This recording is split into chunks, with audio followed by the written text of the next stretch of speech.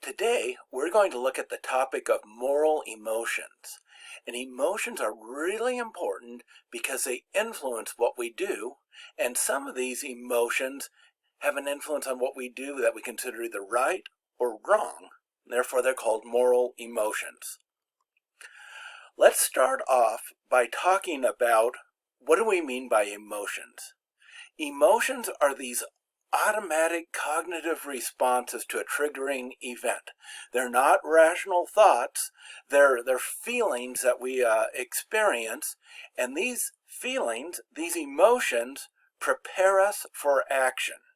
For example, if we feel fear, that makes us want to flee or avoid whatever's causing fear, whatever the perceived danger is. Fear makes us want to flee or avoid. Now, we might think about it and then decide, oh, I don't need to flee or avoid this. So we start off generally with an emotion, and then the rational thought might come a little bit later. The emotion of happiness makes us want to maintain the event. Whatever is causing us to be happy, we want to make sure that that stays in our life.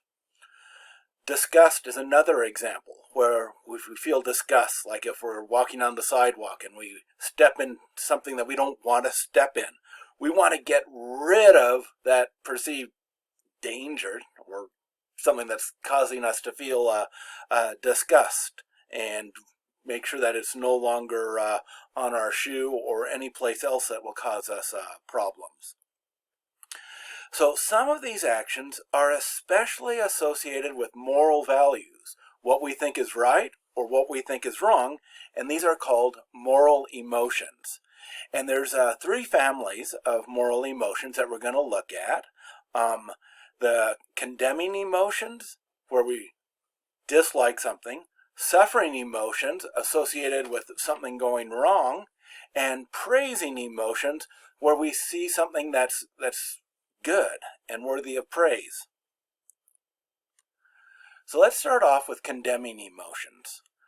And for all these emotions, we're going to divide them into two groups, whether they focus on others or whether they focus on self. So let's start off with the other condemning emotions. First of all, there's contempt. And that's when our gut reaction is we feel that this is worthless. It's just getting in the way of our goal. That's what the feeling of contempt is, evaluating something as worthless.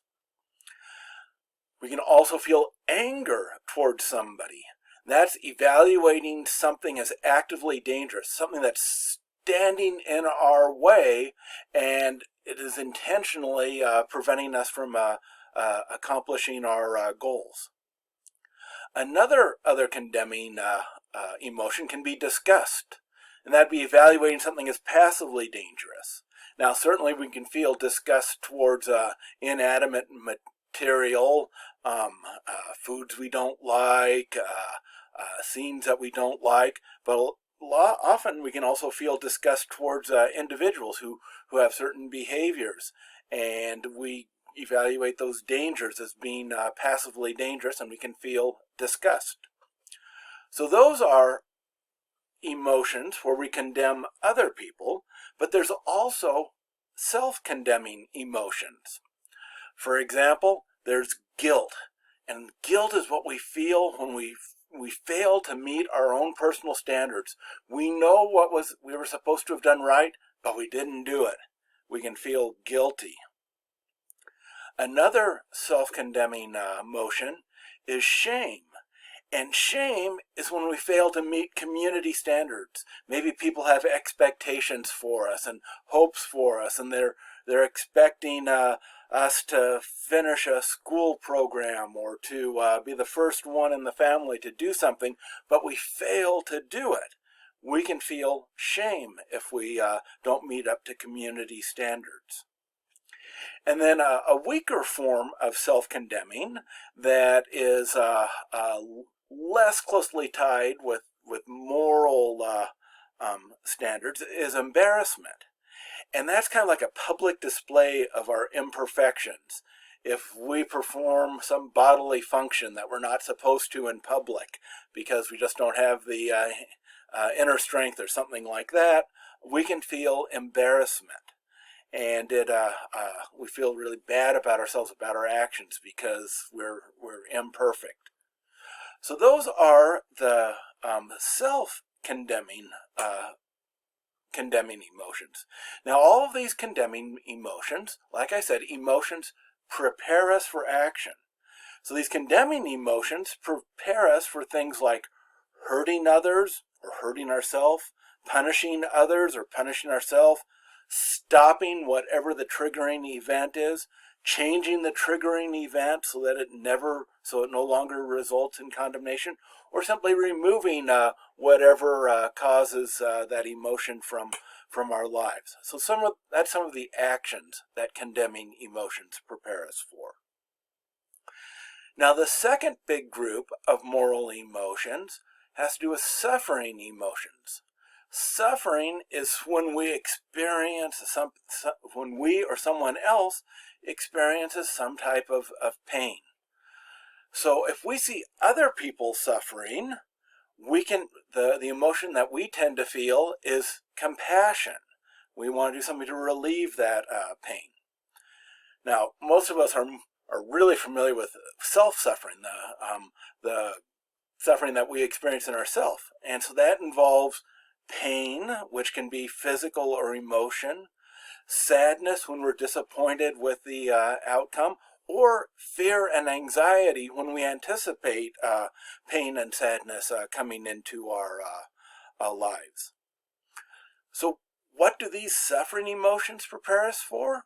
Well, if we're feeling compassion, it prepares us for helping the other person. It motivates us to help the other person. If we're feeling pain or sadness, that motivates us to want to receive help from other people. It motivates us to do problem solving. Perhaps it motivates us to retreat and to pull away from people. But these are all some of the actions that the suffering emotions prepare us for. The third set of moral emotions have to do with praising emotions, whereas the first two had to do with negative events. Praising emotions occur when we see something positive. So they can be other praising, such as gratitude. When we see something, we say, whoa, I'm really thankful for that. Now that can be gratitude for what an individual does. It can be individual for what a group of people have done, what an organization has done. It can be gratitude towards God. So that's an other praising emotion. An interesting emotion that's just beginning to be studied is elevation, where we see something or someone do something that motivates us to want to be better, that elevates us, that lifts us up, that causes us to be impressed by the goodness that we've seen. And this we can experience elevation by reading a real moving story of heroism. We can experience elevation by seeing a beautiful nature scene, especially nature scenes that cause us to look upward towards mountains or trees or things like that. We can also feel elevation when we get a glimpse of God's glory, or the glory of some other concept that just seems far superior to what we experience in our own lives, or in our own normal everyday experience.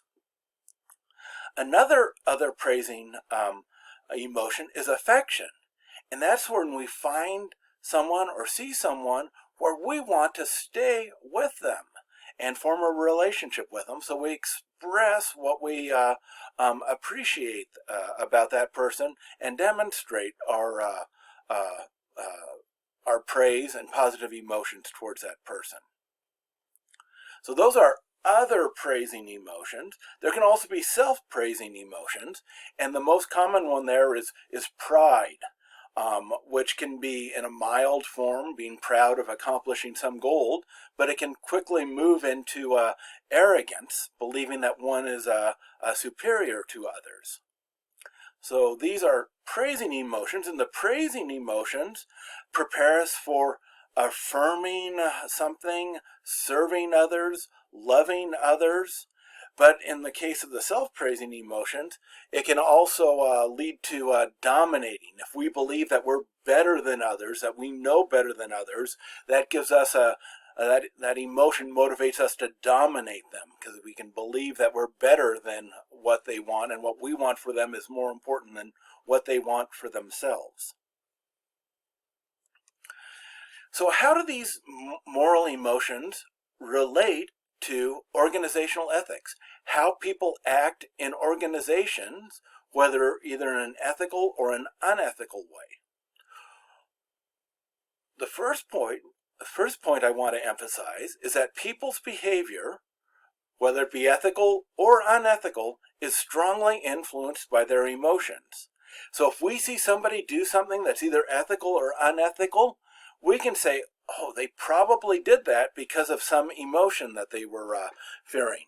If your boss yelled at you, he or she was probably feeling some type of anger, some type of threat.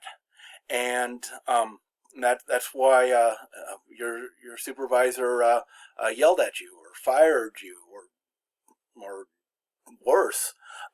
There's strong emotions that will precede such events. So that's one way of understanding ethical behavior, is through the emotions that the people felt beforehand. Now, we can't know for certain what emotions they felt, but we can kind of evaluate the situation and imagine and foresee what they did and how that could lead to their behavior. Now, a second important point concerns emotional intelligence, which has been a topic of much research over the last 20 years. We're not nearly as far advanced in understanding emotional intelligence as we would like to be, but we do know that emotional intelligence includes managing our own emotions, making sure that we feel the emotions that will prepare us for actions that will help accomplish our goals. So if we want to be ethical, we need to master our emotions so that they will lead us in ethical ways, so that they don't lead us to dominating others or to hurting others or to forcing our own will on others. We need to learn how to master our own emotions. As soon as we see them rising, use our cognition to bring them in line for what we want to accomplish, either in terms of tasks or also ethically. What do we want to accomplish in terms of how we treat people?